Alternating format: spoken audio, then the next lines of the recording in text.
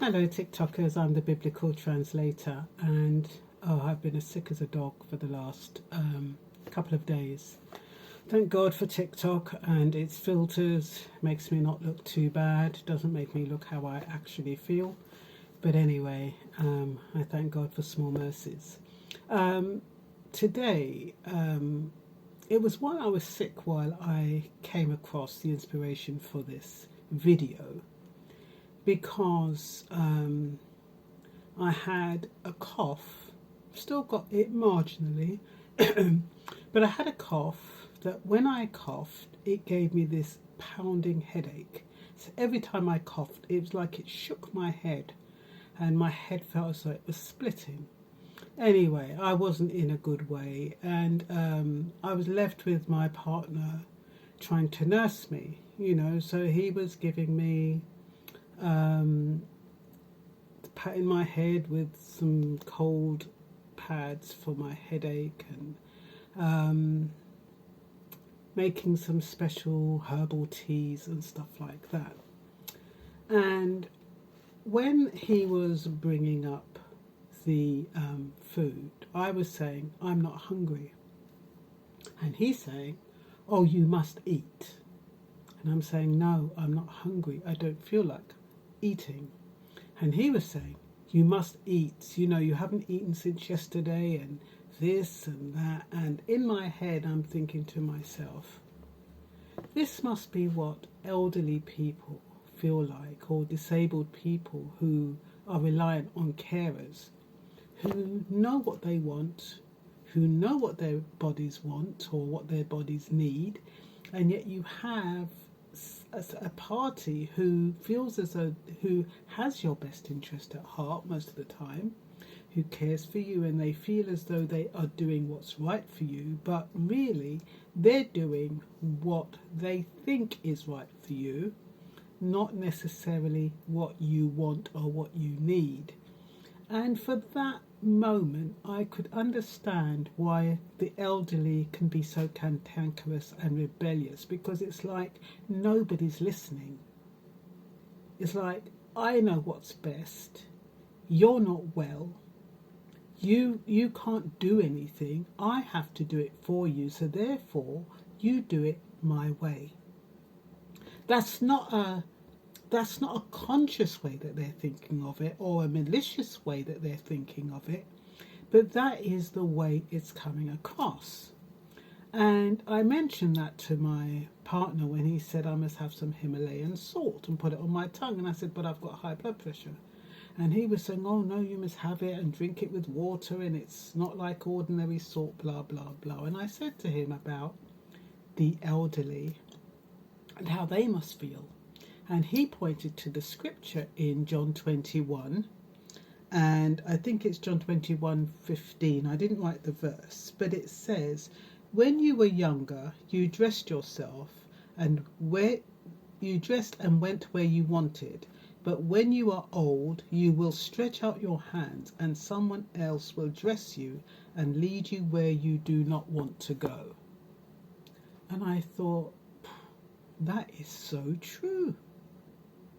Because when you're old and you don't have the resilience or the power or even maybe the energy, you're more or less, you're very vulnerable, and you're forced to go where whoever is in charge takes you. You're forced to eat whatever someone gives you. You're forced to drink whatever somebody gives you. As long as you are reliant on a third party and you can no longer look after yourself, you will be taken where you do not want to go. Now, where am I going with this? I think that people should take more consideration when they're dealing with the elderly. Just because they're frail in body doesn't mean they're frail in mind. Not everybody who ages has dementia. Not everybody who ages, who is getting on in age, has no understanding about what they want or what they need.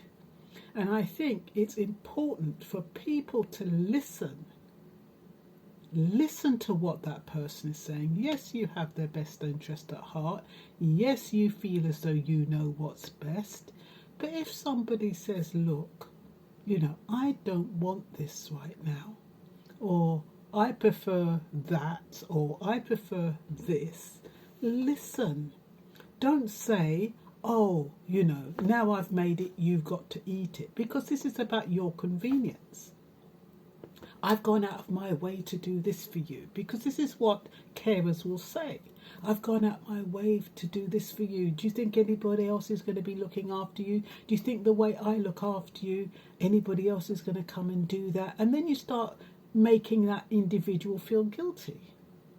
And I was listening to Sandra on Gogglebox, and she was talking about nobody will do what she does for this lady who she's caring about.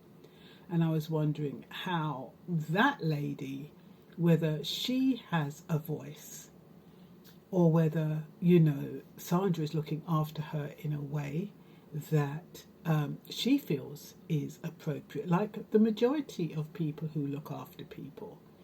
And we do find that carers, like I said, they have the individual's best interest at heart. But I often wonder how much they listen to the people they're looking after. If a person is totally immobile and totally hasn't got no senses at all, they might be bedbound, but as long as they can speak and talk and hear, and they have those kind of senses, I think you should listen. I don't think you should blow them off as being old and elderly. Oh, they don't know anything. Oh, they've lost their marbles. And that's the attitude that people have about the elderly, that they've lost their marbles, that they're not quite there. They don't really know what they want. We know what's best for you. And since we're being inconvenienced, and since we have to go out of our way to look after you, you have to do what we say or what I say, not what the individual says. And it's very hard to change that around when it's predicted in the Bible that this is what will happen. Because unless you have carers who have empathy and carers who are genuinely interested in the person they're caring for, they won't listen.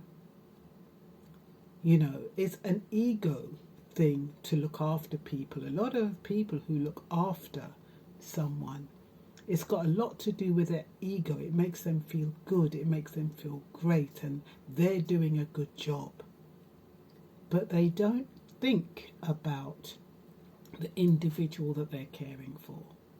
And so that's why a lot of the elderly are resentment, and sometimes they just can't be bothered and they just go into themselves. A lot of them, they just go quiet, they don't want to be a nuisance, they just take what they're given, and they just literally give up because they're like, what is the point? I've said to that individual, I don't like that. I've told the individual, can you bring me some pears? And they bring you bloody apples. Or can you bring me some oranges? And they say, oh, oranges aren't good for you, too much acid.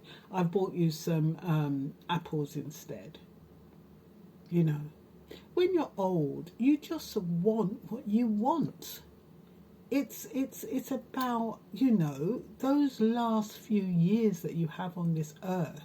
It's about enjoying life and just having, whether it's good for you or not, just enjoying a cream cake or whatever. You're not worried about what's in it or what's not in it. You're just enjoying life while you can. So to have people saying, oh no, this isn't good for you, I'm not going to bring you this, or you can't have that, it's absolutely ridiculous. And I think we really need to take a step back and think about those people who are less fortunate than us, who rely on us, and start listening to what they're saying.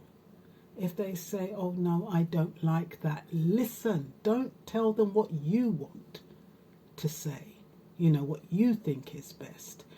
Anyway, I just thought I'd come over that. I'd share that with you. It may be of interest to somebody. It may help somebody. I do hope it does. I'm the biblical translator, and I just wanted to wish you a pleasant weekend. That's all for now. Bye bye.